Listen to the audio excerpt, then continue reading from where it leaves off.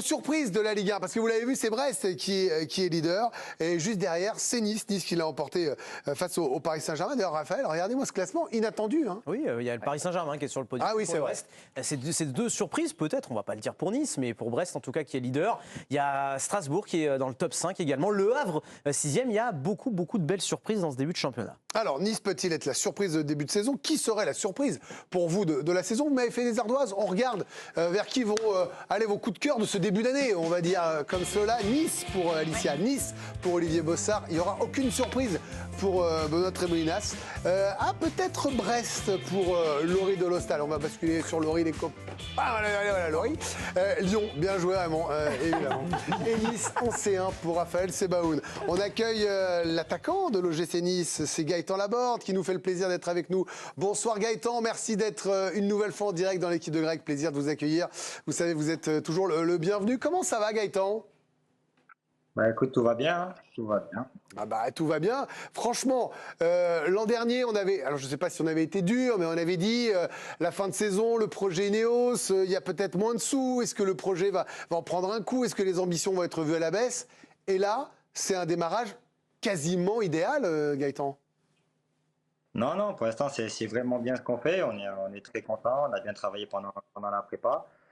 Mais là, comme je dis, ça reste un début de saison. Il faut quand même rester prudent. Alors, à début de saison, il y a eu cette victoire au Parc des Princes quand même. 3-2 quand on voit que le Paris Saint-Germain derrière bat Dortmund, bat l'OM de manière aussi nette.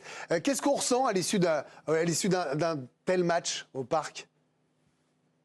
Moi, généralement, quand je vais au Parc, je suis rarement gagnant. Donc, il faut vous dire qu'on était très, très heureux.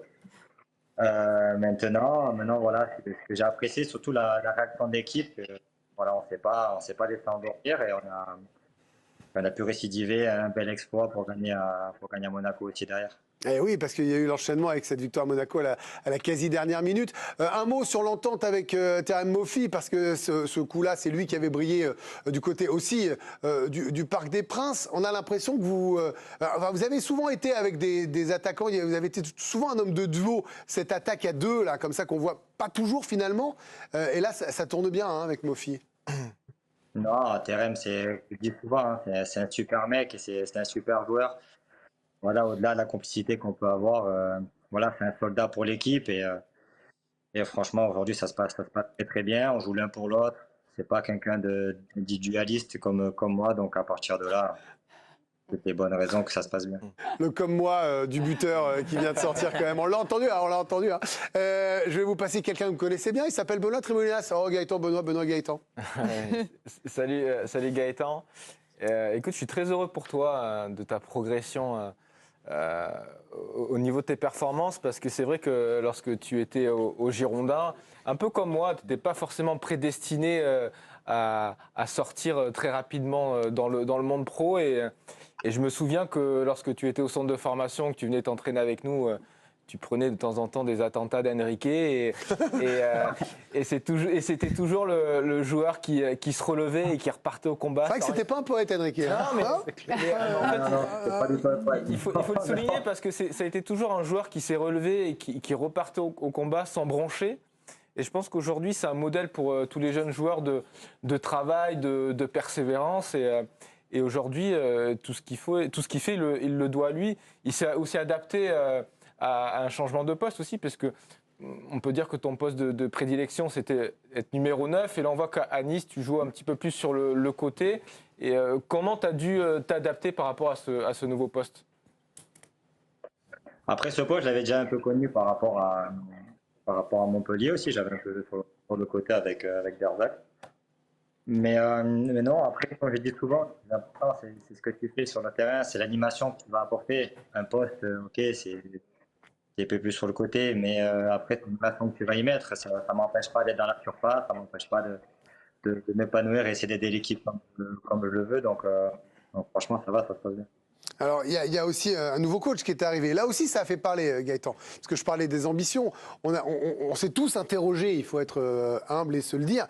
Mais Francesco Farioli, pourquoi comment? Visiblement, l'entretien avait été très bon. Vous allez me dire, il y a eu les mêmes doutes pour certains sur Ugarte. En tant que joueur, tout ce qui est un peu nouveau, qu'on connaît un peu moins, provoque des réactions, ça me paraît logique, alors à différents niveaux. Comment ça se passe avec lui? Est-ce que vous aimez, vous, ses méthodes, ses entraînements? Je sais que vous n'allez pas dire de mal, mais on sent que, je sais pas, on sent que vous prenez du plaisir. Non, bien sûr, on a beaucoup bossé. Il a demandé vraiment des choses spécifiques. On fait beaucoup de tactiques, beaucoup de vidéos. Donc voilà, et puis je pense que l'équipe adhère à ses idées, et puis surtout l'état d'esprit qu'on y met, ça se passe bien. C'est quoi, très sincèrement? Alors, je sais, vous l'avez dit 2 fois, Gaëtan, vous êtes prudent, et c'est bien légitime, c'est un début de saison, tout ça. Mais c'est quoi l'ambition finale de Nice? Parce qu'il y a 4 places en Ligue des Champions, possiblement, enfin 3 plus 1. Ça nous semble là, et c'est ce qu'on débattait pendant la pause, pour tout vous dire, plus ouvert que jamais, avec certains qui ne seront pas là, ou d'autres qui sont en retard. Est-ce que c'est dans la tête des joueurs niçois, ça?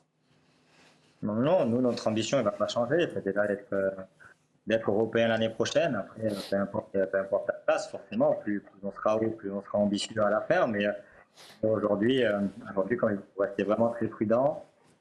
Voilà, depuis que je suis arrivé, on est réussi plutôt contre les bonnes équipes, et les équipes dites un peu plus faibles, on en a beaucoup de mal. Donc voilà, ce sera aussi les 2 prochains matchs un bon challenge pour nous, pour savoir si on a mûri et si on a grandi par rapport à la saison dernière. Un mot sur vos ambitions personnelles, parce que le petit c'est moi, là, je l'ai entendu tout à l'heure, par rapport à Mofi. Il y a un nombre de buts que vous êtes fixé ou pas? Ça se dit pas? Non, je me fixe jamais. Non, j'essaie toujours de faire mieux que les saisons précédentes, et ouais, de continuer sur ma lancée. Vu que ça fait quelques années que ça se passe plutôt bien, ça veut dire que je suis dans le vrai et que je bosse bien. Après, comme je l'ai dit, chaque saison, c'est un éternel recommencement. Donc, voilà, faut toujours être prudent, toujours bosser fort, et puis on verra. En tout cas, j'espère faire autant ou mieux que la saison prochaine, c'est toujours. Et puis Gaëtan, je sais ce que vous allez faire ce soir, comme Benoît, comme moi d'ailleurs. Il y a Guingamp-Bordeaux sur la chaîne L'équipe, 20h40, dès la fin de l'équipe de Greg. Il y a toujours un petit regard sur ce que fait Bordeaux ou pas? Bien sûr, toujours. Toujours. Puis moi, j'ai des amis qui sont revenus aussi au club pour que ce soit Barbé, que ce soit Vital. Donc, non, c'est un club qui a été super important pour moi, qui est toujours. Donc, forcément, je suis là avec attention. Bon, on vous souhaite le meilleur pour la saison à venir. On vous remercie d'avoir été avec nous, Gaëtan. C'est toujours un plaisir de vous accueillir. Merci pour votre sourire, votre bonne humeur. Plein de bonnes choses pour le GC Nice. À très vite. Salut Gaëtan. Merci d'être passé dans l'équipe de Greg. Lyon-Raymond, juste, c'était pour être européen ou pour la descente? Non, c'est pour les barrages contre Saint-Etienne. Ah, parce que Raymond nous a mis l'eau à la bouche et s'est dit si on faisait un Lyon-Saint-Etienne en barrage. Le gars est parti. Je vais mettre 10 € dessus. Il l'aura dit ici en premier. Vous l'aurez entendu ici en premier. Et on peut. Alors les supporters lyonnais signent pas. Ouais. Mais bon, si on est un peu aventurier. Rendez-vous là. Ils sont bien partis pour. Hein. Ils sont bien partis.